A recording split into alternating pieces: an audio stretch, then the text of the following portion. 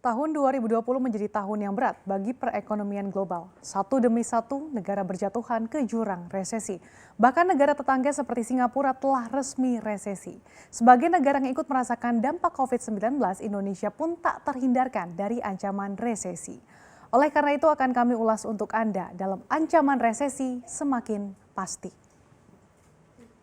Secara teknis, resesi ini merupakan penurunan aktivitas ekonomi secara signifikan dan berlangsung setidaknya dalam 2 kuartal beruntun. Jadi suatu negara dikatakan mengalami resesi jika produk domestik bruto atau PDB-nya mengalami kontraksi atau minus dalam 2 kuartal beruntun secara tahunan.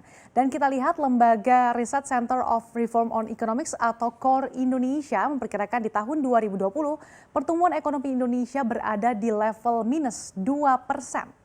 Resesi menjadi sesuatu yang tidak bisa dihindarkan bagi ekonomi Indonesia di tahun ini. Kontraksi ekonomi Indonesia bisa lebih dalam di kuartal 2 yang diperkirakan akan minus 5%.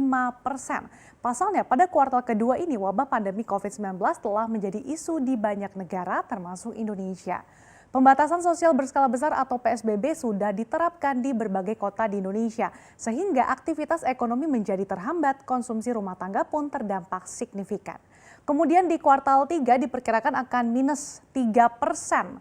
Meski ada pelonggaran PSBB, minat masyarakat untuk konsumsi masih sangat rendah dan kontraksi ekonomi tidak bisa dihindarkan.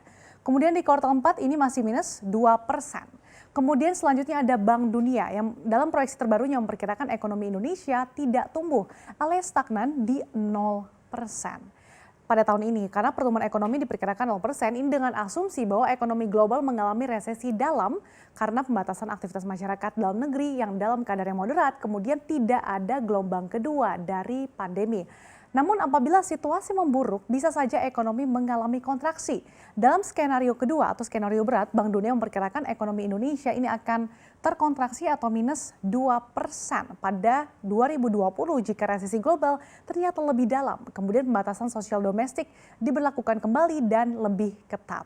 Kemudian proyeksi terbaru dari Dana Moneter Internasional atau IMF, ini ekonomi Indonesia akan terkontraksi 0,3%. Padahal sebelumnya IMF memperkirakan ekonomi Indonesia masih bisa tumbuh 0,5% pada tahun ini.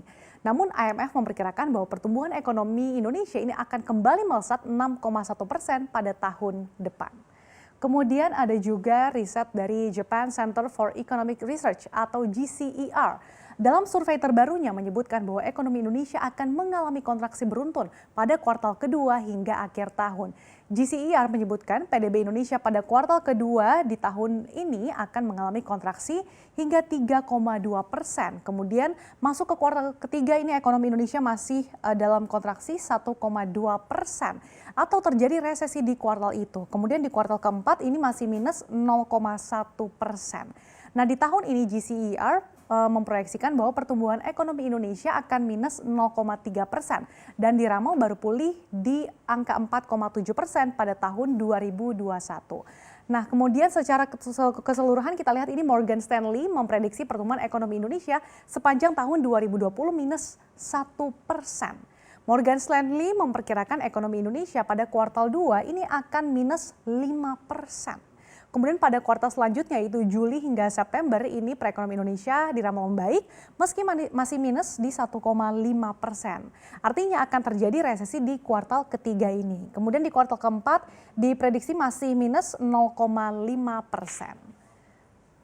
Selanjutnya, beberapa negara secara kompak diramalkan ekonominya minus oleh IMF dan juga World Bank, yaitu Malaysia, Singapura, Thailand, dan juga Indonesia. Kita lihat ini Singapura ini sudah resmi resesi ya, dan menjadi negara pertama di kawasan ASEAN yang terperosok ke jurang resesi ekonomi. Secara kuartalan, produk domestik bruto negeri Singa ini menyusut 41,2%. Ini lebih buruk dibandingkan dengan kuartal sebelumnya yang mengalami kontraksi 3,3%. Hal ini dipicu oleh kebijakan circuit breaker untuk mencegah penularan virus corona. Belum lagi perekonomiannya ini ditopang oleh ekspor. Jadi ketika ada pembatasan besar-besaran, roda perekonomian negara tersebut jadinya terganggu. Kemudian Malaysia, pada kuartal 1 2020 Malaysia masih mencatatkan pertumbuhan sebesar 0,7% secara year on year. Memang masih tumbuh positif, namun Trading Economics memproyeksikan ekonomi Malaysia ini akan masuk di jurang resesi pada kuartal ketiga 2020. Di mana diproyeksikan pada kuartal 2 2020 ini akan minus 2%. Kemudian pada kuartal 3 ini akan jatuh hingga minus 9,7%. Nah, selain ekonominya yang bertumpu pada ekspor, Malaysia ini termasuk negara yang menerapkan lockdown untuk menekan penyebaran virus corona di wilayahnya. Namun, ongkos lockdown harus dibayar mahal. Permintaan domestik juga mengalami pelemahan. Apalagi jika ditambah dengan jatuhnya harga komoditas, ini juga semakin menekan ekonomi Malaysia yang juga bergantung pada komoditas seperti minyak sawit seperti halnya Indonesia. Kemudian Thailand. Nah, Thailand ini diramal akan masuk ke jurang resesi lebih cepat dari yang diperkirakan. Pandemi COVID-19 ini telah menghantam pariwisata dan juga aktivitas domestik yang menjadi andalan utama Thailand. Kita lihat pada kuartal 1 2020 saja, ekonomi Thailand ini sudah minus 2,2% secara year on year. Kemudian diproyeksikan di kuartal 2 2020 ini akan negatif pada kisaran 2,2%. Ini berdasarkan konsensus beberapa lembaga rating.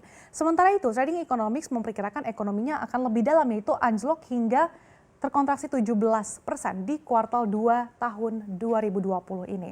Kemudian kita lihat ada Indonesia. Nah, meskipun ekonomi Indonesia masih tumbuh 2,97% secara year on year pada kuartal 1 2020, tapi hal ini menandai bahwa pertumbuhan ini terendah sejak tahun 2001.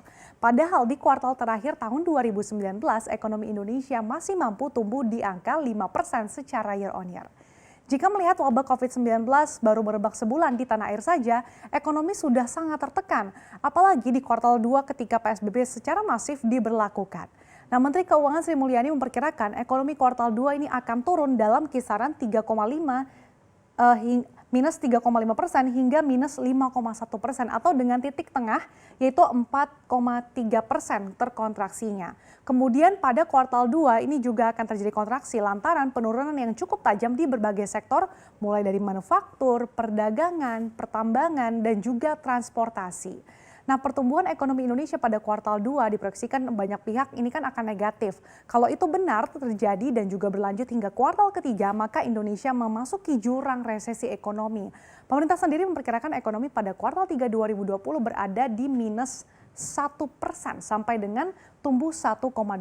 Jadi kemungkinan untuk kontraksi masih ada sehingga kita tidak bisa menutup mata bahwa ancaman resesi itu ada.